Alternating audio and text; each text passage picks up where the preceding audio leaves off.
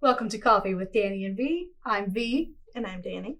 Today we want to talk to you about holiday stress. And yeah, we know it's early. It's like October. But I think the holidays are going to be especially stressful this year. They're coming. And there's a couple reasons why, which we'll talk about. There are a couple of reasons why. If you're not already aware, we want to make you aware. And we want to talk to you just in general about the things that you can do to help mitigate some of that stress, because let's face it, holidays in a normal year are stressful, but this is not a normal year. And so I think it's going to be compounded. So the first thing we want to talk about is, like the elephant in the room, right? COVID-19. It's still a problem. It is. We're in the second year. Mm-hmm. So this is 2021. And I think it's going to affect this holiday season. Maybe not as much, I think, as last year, but it's pretty prevalent and it's affecting people in a lot of different ways. Yeah. It's probably going to impact travel plans again. Yes. Yep. It's probably going to impact the prices of travel. In what way, I'm not sure, but like if rental cars spike again, right? Mm-hmm. The prices to get a rental car in the last year have been astronomical. Yeah. Like especially in the last 6 to 9 months. So, holidays are already expensive, and just throwing in an additional expense that you weren't expecting can be problematic. So I think even too the stress of the decisions around COVID. Everyone, there's a lot of different opinions out there.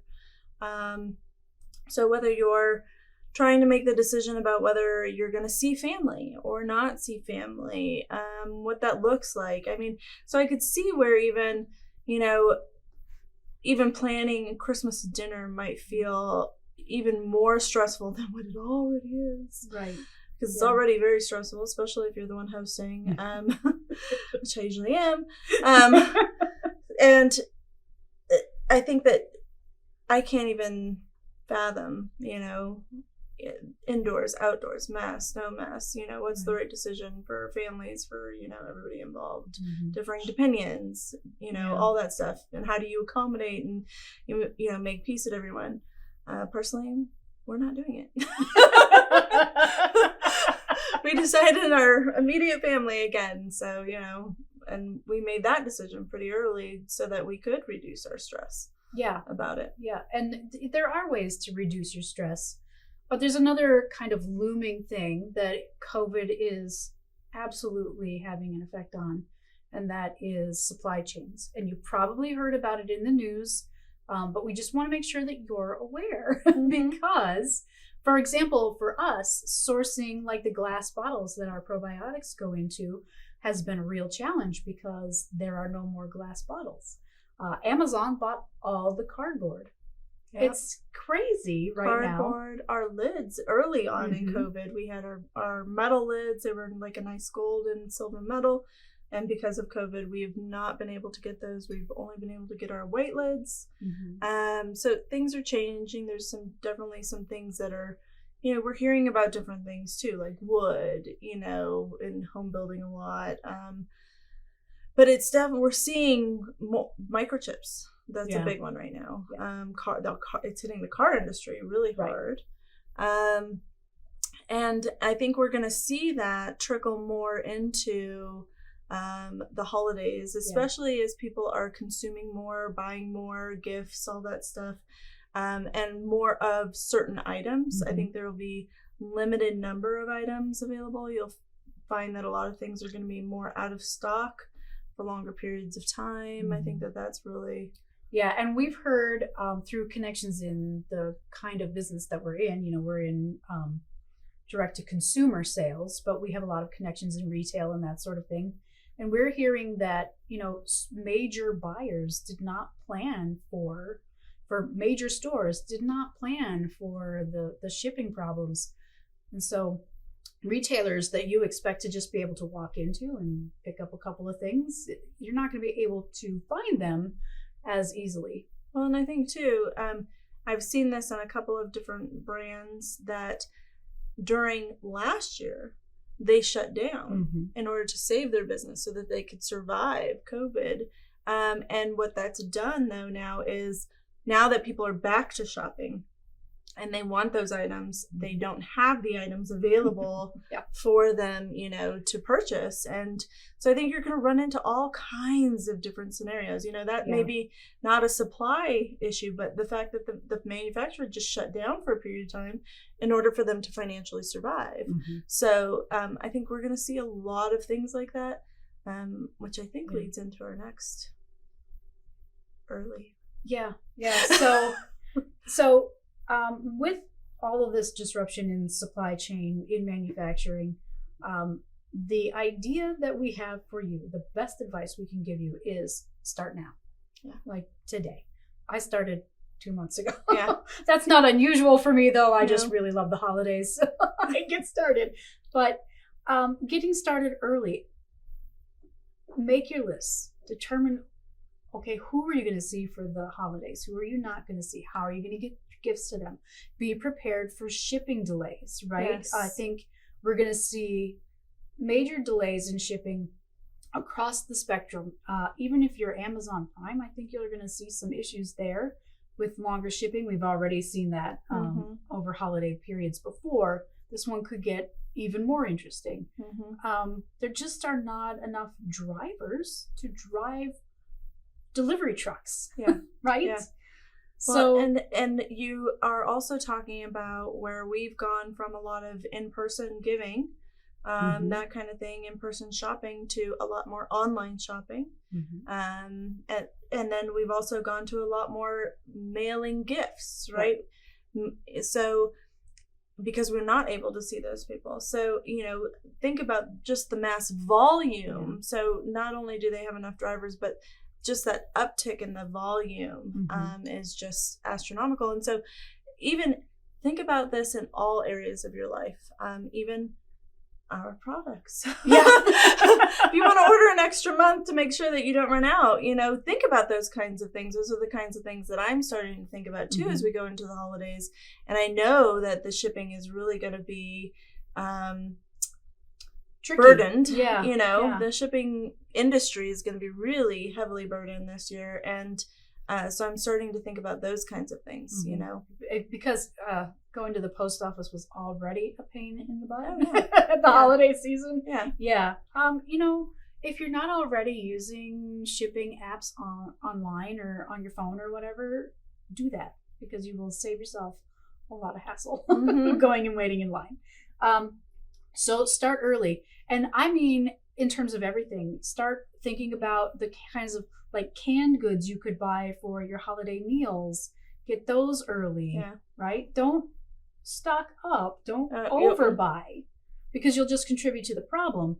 But definitely think about what you're going to need and get it in your home early. There's no, you know, I don't think you're doing anything wrong by doing that, right? I don't think so. Okay, so prep early. And the other thing I would say is cut out the things that aren't important, right? If the cranberry sauce never gets touched by anybody at dinner, don't buy it. Don't worry about sourcing it. You don't need it, right? And I would say, like, this is one that I think is hitting me home this year really badly. I don't know if it's because I have teenagers at home, so that's just changing everything. You know, it's that transition period of, you know, the traditional Christmas and the gifts and, you know, buying them and surprising them, to now they're very picky and they only want very expensive things. They no longer want the little trinkets that you find, you know, and put in their stocking. And I've noticed a lot of waste with it, you know, over the last year. Even while we've been home through COVID, at different times I would go on these cleaning sprees and, you know, cleaning out a kid's room or their closet. And I even noticed all this stuff that I would buy for Christmas that never got used, that never got touched or touched once, or, you know, whatever. And I was so mad. I was so mad about the money that I was about to give away to the thrift store, you know, and the items. And why was I doing that? So that's put me into a lot of questions this year, even around my gift giving, you know, being very purposeful with my gift giving and who I'm going to give to, and how, and thinking through how am I going to get that delivered, and that kind of thing. I think for me, it's lowered my stress a little bit. Thinking about, what, we're going to go with gift cards, but I've thought about making like local business gift cards, one of my things, not just the big chains, stuff like that, because they're going to be the ones that really suffer, I think, through the holidays, especially with shipping. A lot of them haven't figured out or aren't able to figure out how to facilitate, shipping to different things. So if you have somebody far away, see if you can do a gift card, in their local area, right. If you have family in another town. I think that's a really cool idea. So it's, the holidays this year. But I mean, there are lots of things that I think about that we've done traditionally because they're a tradition, right? That in the long run don't add any value to our experience. We just do them because we are supposed to. Because we've always done it. Because we've always done them. And I'm just not doing them. Right? I'm just cutting them out. They're not adding to anyone's enjoyment. And I think ultimately that's what I want the holidays to be about, is to do things that people actually enjoy. And if that's not what we've done traditionally, that's okay. Yeah. And I think that's a good point. Focus on the parts that people enjoy and really focus in on those parts. I mean, even the meal, it might not be a traditional Thanksgiving, Christmas, whatever meal, because maybe everyone's just tired and they want to order Chinese, or like literally it's okay, I think, and I think that in times like these, it's so important to focus in on what really is meaningful for everybody involved, and being able to do that with them. And so here's my example. So I've been a big holiday decorator, and I don't mean just Christmas. I mean every holiday. So I have in my house a Christmas tree that stays up year round, and it gets decorated for every holiday. And I am talking about, let's go through it. We go, of course, Christmas. That jumps to Valentine's Day. That jumps to St. Patrick's Day, because it's just fun. It jumps to Easter. It jumps to what I would consider like my spring. It's like lemons and whatever, blues and whites. And then it jumps to 4th of July. And in between there, I struggle with when to put up summer because it's so hot here. Yes. And it's flip-flops and sandcastle pieces, and like I just love it. Like those drink umbrellas all over. And then we transition into eventually Halloween, and then I even have Thanksgiving, and then it goes back to Christmas. And I do love it for myself. Like, I love the holidays. I really do. But at this point in time, I'm feeling exhausted with the holidays. And I'm feeling exhausted, and my kids are not enjoying it. Or maybe they appreciate, but they're not outwardly, like, they're not eager to help me decorate. Right. They're not, oh, that's so cute. They don't get excited anymore, sitting down and the Easter Bunny comes, or, any of that stuff anymore. They're just not at that age.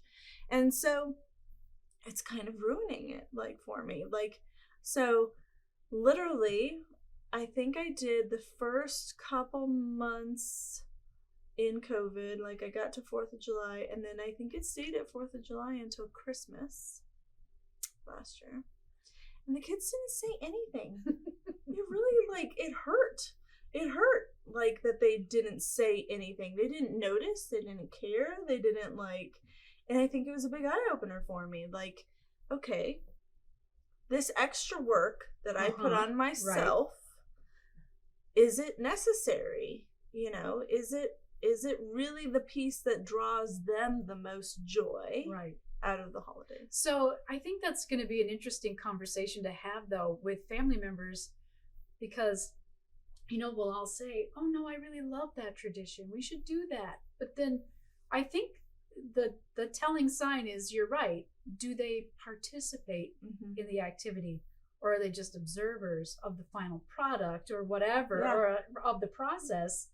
And they get the enjoyment without the work. Yeah. Because if the work's falling on you and they say they like it, but they don't like it well enough to participate, cut it out. Yeah.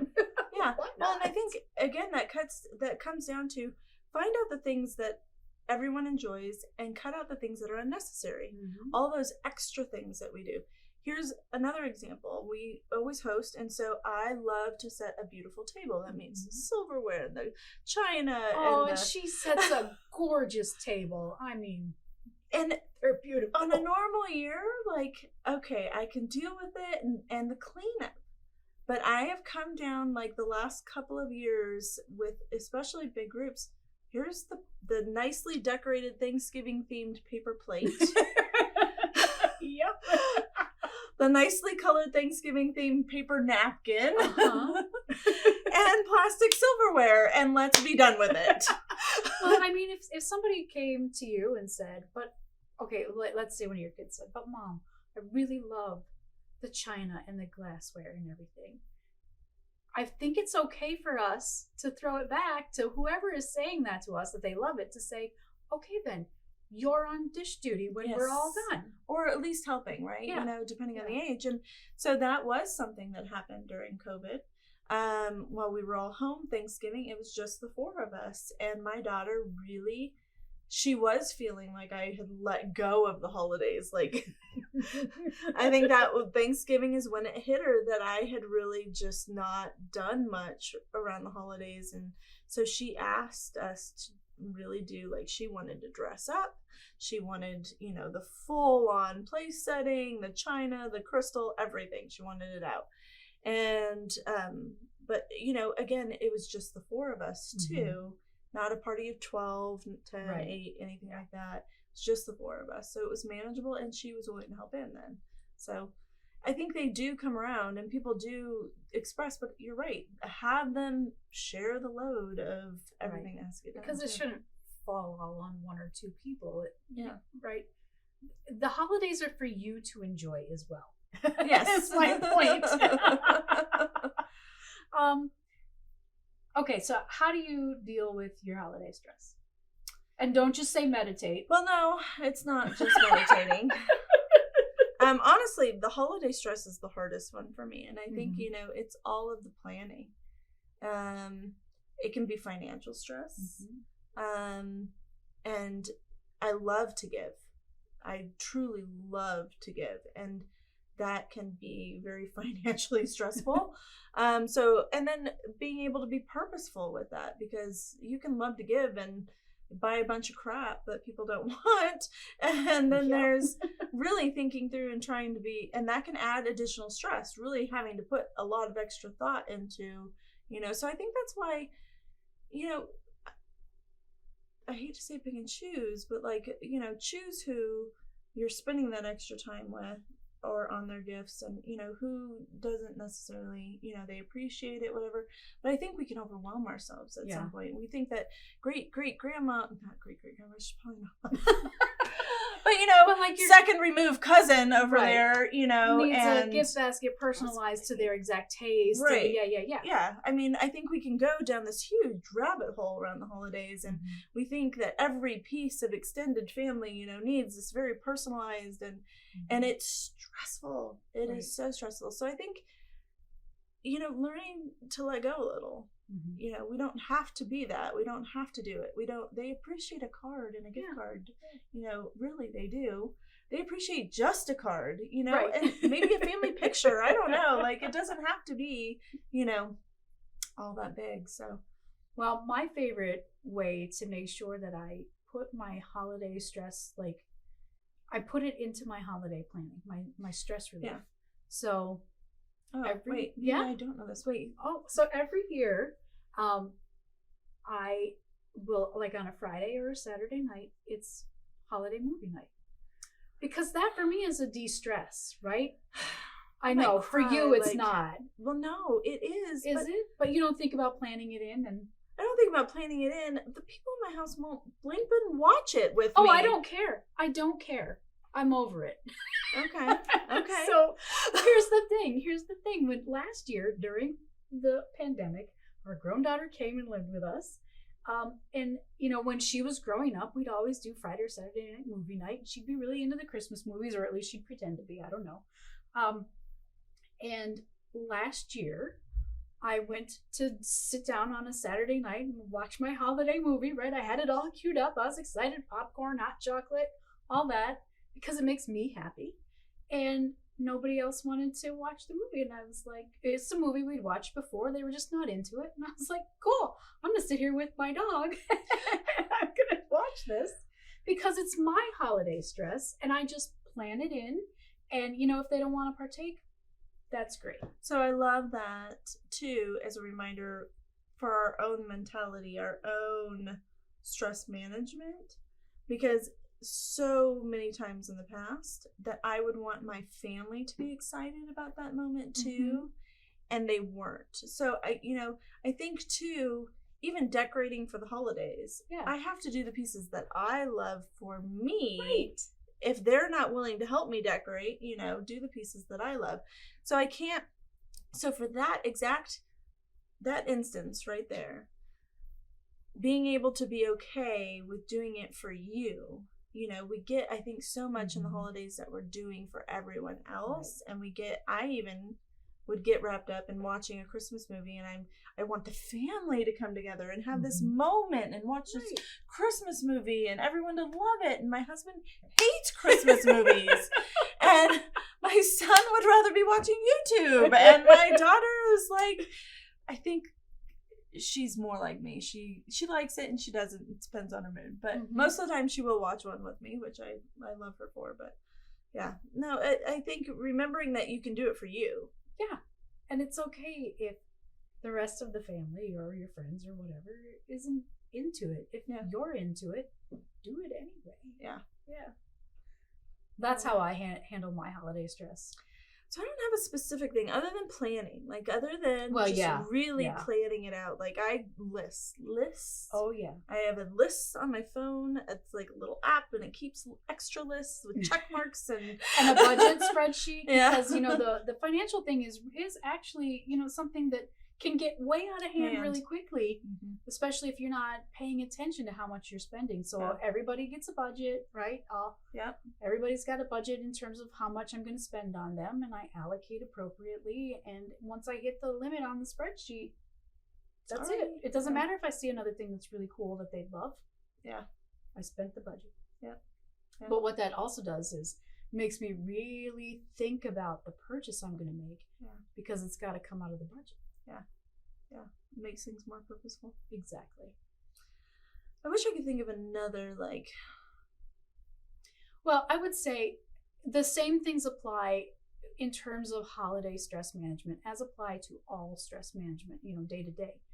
Eat healthy. I know it's hard during the holidays, and it's okay to, have the gingerbread cookie or whatever, but really try to focus on maintaining your health, because when you eat the junk food and you don't exercise for a week, it's guilt. You feel terrible. You kick yourself for it. Yeah. Right? We all do that. We all get down on ourselves if you're going to have a cheat day or a cheat week and you're not going to exercise all week, give yourself the permission to do that and don't beat yourself up about it. But really try to think about what can you do to maintain your health goals while you're maintaining holiday joy, because I think the two go hand in hand.